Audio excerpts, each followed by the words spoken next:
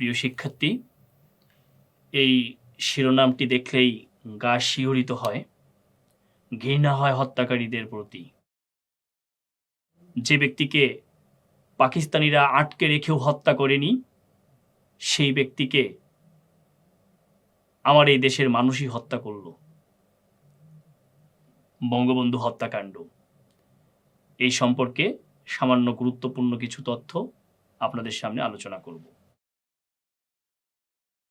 হত্যাকাণ্ডের সময় 15ই আগস্ট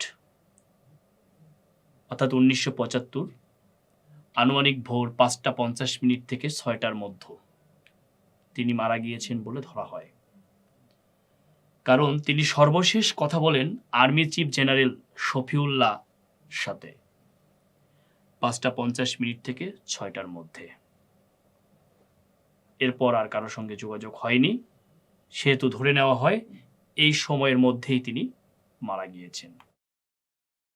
যে কয়টি গুলি করা হয়েছিল তাকে, বঙ্গবন্ধু শেখ মুজিবুর রহমান সিঁড়ি দিয়ে কথা বলতে বলতে নামার সময় 7 থেকে 8 ফুট দূরত্ব থেকে তার বুক লক্ষ্য করে গুলি করা হয়।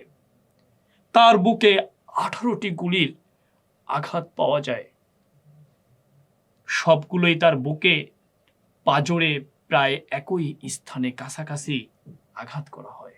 ধানমন্ডির 32 নং রোডের বাসাতে নিহত হয়েছিলেন যারা, বঙ্গবন্ধু শেখ মুজিবুর রহমান বাঙালি জাতির পিতা, শেখ ফজিলাতুন্নেসা ডাকনাম রেনু বঙ্গবন্ধুর স্ত্রী, শেখ কামাল বঙ্গবন্ধুর বড় ছেলে, শেখ জামাল বঙ্গবন্ধুর দ্বিতীয় ছেলে, শেখ রাসেল যার বয়স ছিল মাত্র 10 বছর বঙ্গবন্ধুর ছোট ছেলে, মিসেস সুলতানা কামাল যার ডাকনাম ছিল খুকু শেখ কামালের স্ত্রী, মিসেস পারভিন জামাল ডাকনাম রোজি শেখ জামালের স্ত্রী, শেখ নাসের বঙ্গবন্ধুর ছোট ভাই, কর্নেল জামিল রাষ্ট্রপতির মিলিটারি সেক্রেটারি, অজ্ঞাত একজন বঙ্গবন্ধুর বাসভবনে কর্তব্যরত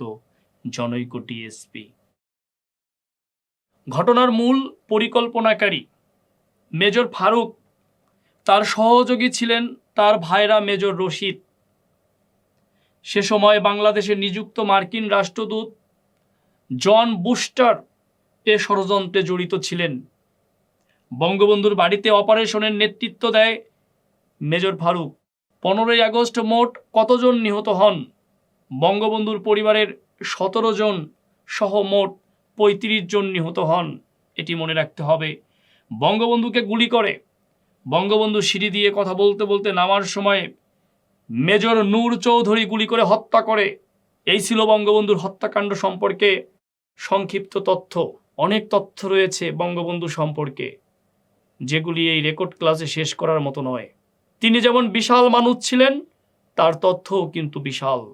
বঙ্গবন্ধু হত্যাকাণ্ড তথা বঙ্গবন্ধুর উপর আলোচনা এখানেই শেষ করছি। পরবর্তী আলোচনা দেখার আমন্ত্রণ জানিয়ে এবং সবাইকে ধন্যবাদ জানিয়ে শুভ বিদায়।